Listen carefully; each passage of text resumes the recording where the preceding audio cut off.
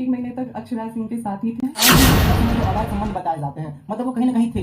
जी क्या कि अक्षरा प्रेग्नेंट थी 3 महीने की। जी हाँ, तो पवन सिंह के प्रशंसक, पवन सिंह के चाहने वाले इस बात का खुशी मनाइए, जश्न मनाइए कि पवन सिंह मर्द है ना मर्द नहीं है। और इस बात का खुलासा पवन सिंह की सेकंड वाइफ ज्योति सिंह करती है एक निजी इंटरव्यू में। और वो जैसा ही इंटरव्यू अब पब्लिश होता है यूट्यूब पे, वायरल होता है इतना जबरदस्त तरीके का कि बड़े बड़े क्रिएटर्स और साथ में पवन सिंह को भी इस बात का रिएक्शन देना पड़ जाता है कि आखिर में इस तरीके का बेवहियात बात ज्योति सिंह बोलती क्यों है कि अक्षरा सिंह के साथ 1 महीना लगातार रहते हैं और 1 ही महीना में अक्षरा सिंह को प्रेग्नेंट कर देते हैं।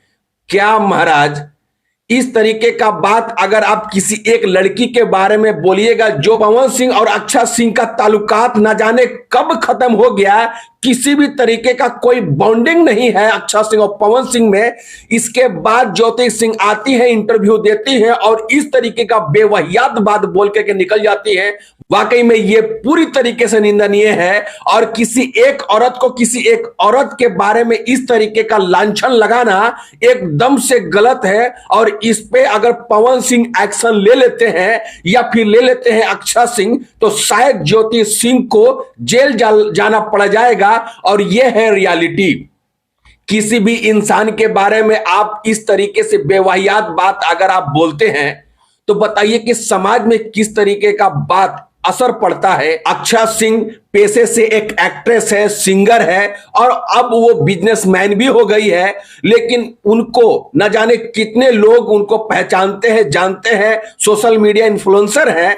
इसके बावजूद भी ज्योति सिंह ये बोलती है कि अक्षरा सिंह पवन सिंह के साथ रिलेशन था, 1 महीने के अंदर अंदर वो प्रेग्नेंट हो गई। इसके बाद पवन सिंह हमारे से शादी करते हैं और शादी करने के बाद पवन सिंह खूब पीते हैं और उसके बाद फिर चले जाते हैं।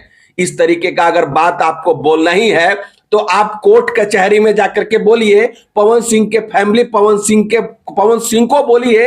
लेकिन इस तरीके से माइक पे अगर आप किसी चैनल पे इस तरीके का इंटरव्यू देते हैं तो आपका तो कुछ नुकसान नहीं होगा, क्योंकि आपका तो नुकसान पहले ही हो चुका है कि पवन सिंह आपको छोड़ करके कहीं और रह रहे हैं। लेकिन अब उन लोगों को दखल अंदाजी करना स्टार्ट करती है ज्योति सिंह, जो कि सही सलामत और अच्छा खासा जिंदगी जी रहे हैं दोनों, जैसे कि अक्षरा सिंह, पवन सिंह। लेकिन आपको रहा नहीं जा रहा है इन लोगों की खुशी में और इस तरीके का आप स्टेटमेंट देते हैं। मैं आप तमाम से बता दूं कि जिस तरीके का स्टेटमेंट ज्योति सिंह दी है सेकंड वाइफ पवन सिंह की, वाकई में बता रहा हूं बुरी तरीके से निंदनीय है। और इस पे अगर दोनों कार्रवाई, मतलब अक्षरा सिंह और पवन सिंह अगर दोनों कार्रवाई कर देते हैं तो उम्मीदन ज्योति सिंह को बहुत बड़ा हर्जाना भुगतना पड़ जाएगा। इसलिए मैं कहना चाहता हूं जितने भी क्रिएटर्स हैं या फिर जितने भी सोशल क्रिएटर्स हैं या फिर इन्फ्लुएंसर हैं, सोच समझ करके आप बात कीजिए और किसी को इंटरव्यू दिए, क्योंकि आप एक सोशल मीडिया प्लेटफॉर्म पे हैं